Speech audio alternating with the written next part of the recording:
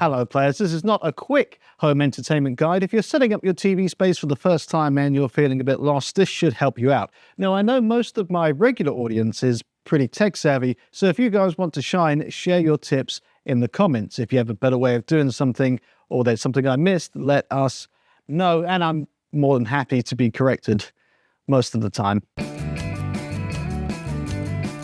This is going to be a 2.5 part series. I'm recording two at the same time, so they should only be a couple days apart. The first part is mainly going to be around TV and vision, and the second part will be around audio, HDMI cables and HDMI switches and that kind of thing. And the half part will be answering your questions and corrections, so get in those comments. Right, let's start with TVs. That's where a lot of your budget and frustration will probably go. Choosing the right TV isn't always as simple as picking up whichever one looks nice in the big box stores. The big brands are typically expensive because they include more features, either hardware, software or formats, than some others, and we'll get into some of those features a bit later. But it doesn't necessarily mean that just because the TV is more expensive that it makes it better. Samsung, for example, don't support Dolby Vision on any of their TVs. I have a full video on that if you want to check it out. The most important part of a TV is, of course, the picture quality, and the only real way you're going to see that is to look at it for yourself. Unfortunately, that does mean going outside, but check your friend's TV or go to the store if you can to try and see the image in person. I know that's not always possible. And one thing to bear in mind is that TVs in stores are often not calibrated correctly. They're often oversaturated and have the brightness turned to the max so that they look good in the store. TVs in stores will also play in demo mode, which will show off the best features of the TV, but will also hide its flaws as well. Picture quality can be subjective, but one of the best online resources for TV picture quality is Artings. I don't know if that's how you pronounce it, but that's how I'm going to from here on out. Links for everything that I mentioned will be below. Artings does extensive testing, so before buying any TV, I would head over there and see what they have to say. Your next resource is going to be HD TV Test on YouTube. That guide's awesome. Incredibly in-depth technical reviews with no nonsense. I mean, there's a little bit of nonsense. There's even more nonsense on this channel. Another resource is going to be a quick Google search with the model number of the TV followed by firmware issue. There have been some TVs that have had features lost or things break after a firmware update, so it's worth seeing if there's an issue with the one that you have your eye on, because typically you can't roll back firmware updates. So with screen size and resolution, Full HD offers resolution of up to 1080p, which is the same as standard Blu-ray, whereas UHD, ultra high definition, generally refers to the resolution of 4K, which is 3840 by 2160 pixels. 8K UHD doubles the pixel count of 4K, offering the highest detail and clarity currently available in consumer displays. However, it's 2024 and there's very little content in 8K, and even less if you don't watch the Olympics. So generally 4K is the best choice for now. The smallest 4K TV you can find will likely be around 32 inches, and they don't typically make them smaller than that. Next is OLED, QLED, LED LED, and MISLED. OLED stands for Organic Light Emitting Diode and offers superior black levels and contrast as each pixel emits its own light, allowing for true black and impressive color accuracy. It has excellent viewing angles and can be made extremely thin, but it is more expensive than LED TVs and has a high risk of burn-in with static images, and generally has a shorter lifespan than LED displays. You will hear people say that burning is not an issue anymore. It has gotten better, but it's still real, and a lot of the burn-in protections don't stop it, they just slow it down. QLED is quantum dot LED. It's brighter than OLEDs, which makes it ideal for well-lit rooms, and they have a wider color spectrum due to the quantum dot technology, leading to vibrant and rich colors. But the black levels are not always as deep as OLEDs because they use a backlight, and viewing angles tend to be slightly narrower than OLEDs. Standard LED, or light emitting diode, is generally the most affordable. LED TVs are very reliable and have a longer lifespan. They're also bright, making them good for a variety of lighting conditions. But black levels and contrast are poorer compared to OLED because the backlight can bleed through, leading to less uniform black levels.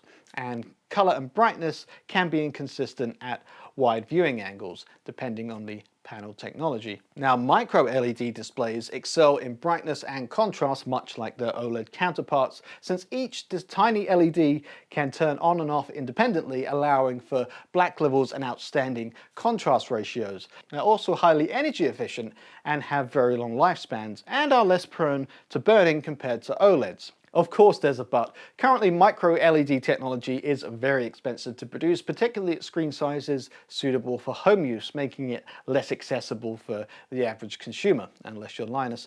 Additionally, the technology is still relatively new, so it may take some time for the consumer price to come down. Very likely that a new TV will come with some form of HDR, which is high dynamic range. This enhances the visual experience by offering greater contrast, brighter highlights, and a wider color spectrum in some cases, compared to standard dynamic range or SDR. Some of those HDR formats may include HDR10, which is an open standard and the most widely adopted HDR technology, supporting 10-bit color depth and static metadata that doesn't change during playback. Dolby Vision is a premium HDR format that supports up to 12-bit color depth and dynamic metadata, which means it can adjust brightness and color levels on a frame-by-frame basis for optimal quality. But just because your TV has Dolby Vision doesn't necessarily mean that it can provide you with the entire range of the Dolby Vision specification. What your TV can display will depend on your TV specifications. Simple, right? HDR10 Plus is similar to HDR10 but with dynamic metadata, allowing content creators to fine-tune color and brightness levels on a scene-by-scene or frame-by-frame basis, much like Dolby Vision. I do have a couple of videos about HDR which will be linked below. I'll say this again, Samsung doesn't support Dolby Vision at all. There's a whole video about that, but you should definitely be aware of it. All TVs are going to come with some smart features. Now, I'm not a big fan of these smart features, so it's really up to you to decide which ones are important to you, if any. There are some privacy concerns, and there are also some issues with being served ads on some TVs. Samsung annoyed a lot of people with that one in the past. And something that's really frustrating is that if the TV manufacturers do not keep their TV apps up to date, then you may lose features within those apps. This has been an issue on Samsung and LG, whereby they have lost Dolby Vision support for things like Netflix and Disney Plus until their apps were updated. TVs with Google TV built in are less prone to this, but it can still happen. LG and Samsung run their own TV OSs for some bizarre reason, so when it comes to smart features, 9 times out of 10 your TV will be slower than a high-end streaming box like an Apple TV, a Fire TV Max or an Nvidia Shield. This is simply because they don't put high-end processors into TVs most of the time, and even when they do, these processors have to run a multitude of tasks, whereas the streaming boxes and their CPUs and GPUs in some cases are dedicated to letting the streaming box do what it does best. My preference has always been to use an external streaming device rather than what's built into the TV, but of course that's entirely your choice. But one of the added benefits is that you can replace or upgrade your TV and you don't have to set everything up again. You can just simply move your stick over. And typically these sticks and boxes are far better at keeping everything up to date than the TV manufacturers are. I have a full video about what the best streaming boxes are as well. You know, this channel is pretty well prepared. If you care about games, refresh rate and input lag are going to be important. Input lag is how long it takes something to happen on the screen after you press a button. Almost all TVs have a game mode which will turn off a bunch of image processing to reduce input lag. And it's one of the things that Artings tests for. The refresh rate is how many times the image on the screen is refreshed every second. So for games like with the PS5, Series X and on PC, these games can run above the standard 60 frames per second. Some TVs will go up to 120 Hz, allowing you to run games at 120 frames per second if the game you're running and your hardware supports it. Some will do 1080 at 120, and the more expensive TVs will do 4K at 120.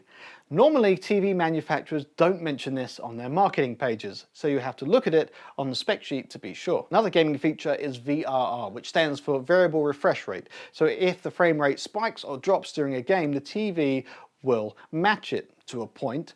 It should help eliminate things like stutter or choppiness. VRR usually has a range in which it can operate, and VRR requires a 2.1 HDMI port and to be supported by the TV.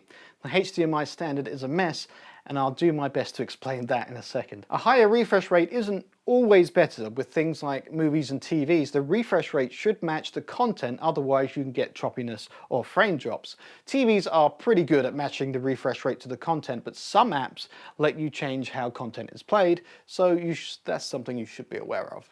Okay, HDMI 2.0 and 2.1. These things are really annoying because it's not as straightforward as you might think. The main difference is bandwidth. 2.0 supports 18 gigabits per second and 2.1 more than doubles that to 48 gigabits per second. More bandwidth translates to more support for higher resolutions, higher frame rate, more features. Sometimes. Some HDMI features like eARC and VRR require an HDMI 2.1 port to work, but just because you have a 2.1 port doesn't automatically mean that you'll be getting all the features of 2.1. It's up to the TV manufacturers to decide which features of the HDMI 2.1 spec they want to include, so make sure you check the TV's specification sheet. And also what I just said is sort of not true, because a year or so ago they completely changed the HDMI spec and confused everyone. The Xbox Series consoles only have HDMI 2.0 ports and they can do VRR. So what gives? Well, HDMI 2.0 can support most of the features 2.1 has, but not all of them together at the same time, whereas 2.1 has the needed bandwidth to support all the features at once. It's up to device manufacturers to decide what features they want to squeeze into HDMI 2.0. It's been a while since that changed, so generally speaking from now, manufacturers don't tend to include any extra features with 2.0 outside of some edge cases like the Xbox. It's also worth noting that sometimes HDMI features are split across different ports on the TV. You might only have one HDMI port that can support ARC or eARC and another that supports VRR, and the other two that don't support either. These are often clearly labelled on the side of the TV. So when would you choose to go for 2.1 over 2.0? If you care about high refresh rate and higher than 4K resolution and eARC, which is coming up in the next video, then 2.1 it is. You will need some new HDMI 2.1 cables called ultra high speed HDMI cables, because calling them 2.1 cables would be far too simple and easy to understand. So why bother? Just confuse people. Now there's a few ways to connect these pesky HDMI cables. You can just connect everything directly to your TV. If you're using eARC or ARC, you will lose one HDMI port this way. The other option is connect everything to your sound system or your soundbar and allow that to pass through the video, which we'll cover in part 2. Speaking of controllers and controlling all the devices that you have connected, you do have a few options there as well. Of course, you can just use your TV's remote, or if you have something like an Apple TV or a Fire TV stick, you should be able to control your TV's basic functions via CEC. CEC stands for Consumer Electronics Control, and it is an HDMI feature that should allow users to command and control devices connected via HDMI, but only using one remote control. That sounds like a nice, great universal feature, and it is, and it would be if every single manufacturer didn't call it something different. Now the streaming boxes and the games consoles call it CEC, but the TV manufacturers, wow. Samsung call it AnyNet Plus, Sony call it Bravia Sync, Toshiba call it CE Link, Philips E-Link, Mitsubishi call it NEC Command Link for HDMI, LG have called it SimpLink, which doesn't mean you should be throwing money at it and praising it for no reason, Roku call it EasyLink, and Vizio were the only ones to get it right by simply calling it CEC. Every single one of those different names means exactly the same thing, and they should all provide the same basic features of being able to switch channels, adjust volume, and navigate menus on a device. Some have additional features that are available within a brand's ecosystem. So for example, if you have a Samsung TV and a Samsung soundbar, that's a lot of S's, you can do things like turn on night mode and speech enhancement with the CEC remote that you wouldn't be able to do, for example, with a Sony TV and a Samsung soundbar. So either the standard remote or a CEC remote is going to be enough for most people. Although if you have some special things like a home automation system or a lot of different devices that you want to program macros for, you can look into one of the universal remote options. I've got plenty of those videos on this channel as well. The other thing to keep in mind is that CEC sometimes doesn't work via HDMI switches, Most of them will pass it through, but some of them won't, and that's something to keep in mind. Another note about HDMI switches is that they are not all equal. Some have limited specifications that will pass through VRR and others won't, and some will just be bad quality. Also, HDMI 2.1 switches are still on the pricier side, even though they have come down a bit in recent years. Okay, so you've gone through the painful exercise of choosing a TV that's perfect for you, and you get it home, nearly knock over a vase or a lamp trying to get it out of the box, and now you have to decide where to put it. And stop looking above the fireplace. When it comes to placing your TV in a room, the consistent wisdom from the online wisdomers is that the center of your TV line should be just below your eye line when you are sitting down to watch it. Of course, you should try to avoid any glares from windows or mirrors. Now, of course, that's not possible in every situation, but that's the general rule to follow. Just don't end up on the TV Too High subreddit. If you have excitedly turned on your TV and are instantly disappointed with how it looks picture-wise, there could be a good reason for that. TV manufacturers these days are pretty good at setting a well-rounded calibration that works in most situations. However, there are a few simple steps that you can do to make your picture look even better. First off is to turn off motion smoothing and dynamic contrast. Next is to do a basic calibration. The mistake that most people make when calibrating their TVs is they do it in a dark room. You'll want to perform any calibration in the same lighting conditions that you would normally watch TV in.